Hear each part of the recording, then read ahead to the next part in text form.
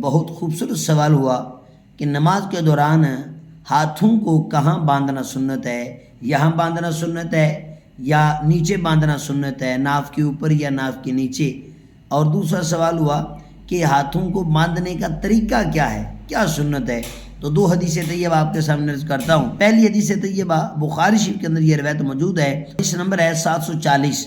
حضرت سہل بن سعد رضی اللہ تعالی عنہ بیان فرماتے ہیں کہ لوگوں کو حکم دیا جاتا تھا کہ جو مرد ہیں وہ نماز میں اپنے دائیں ہاتھ کو بائیں ہاتھ کی کلائی پر رکھیں۔ اور دوسرے سوال کا جواب مصنف ابن ابی شیبہ جلد نمبر 1 صفحہ نمبر 427 پہ یہ روایت موجود ہے۔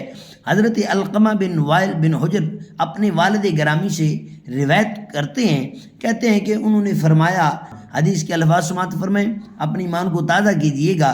فرماتے ہیں قال رأیت النبی صلی اللہ علیہ وآلہ وسلم یدع یمینہ علی شمالہ فی الصلاۃ تحت السرۃ، رواہ ابن ابی شیبہ۔ فرماتے ہیں کہ میں نے کریم آقا صلی اللہ علیہ وآلہ وسلم کو دیکھا ہے کہ آپ نے نماز میں ناف کے نیچے اپنا دایاں ہاتھ اپنے بائیں ہاتھ پر رکھا۔ تو پتہ چلا کہ نماز کے دوران ہاتھ باندھنے کا سنت طریقہ یہ ہے، ایک تو دائیں ہاتھ کو بائیں ہاتھ کی ہتھیلی پر رکھنا ہے، اور دوسرا میرے کریم آقا صلی اللہ علیہ وآلہ وسلم کی سنت مبارکہ ہے کہ مرد جو ہیں وہ ناف کے نیچے ہاتھ باندھیں گے۔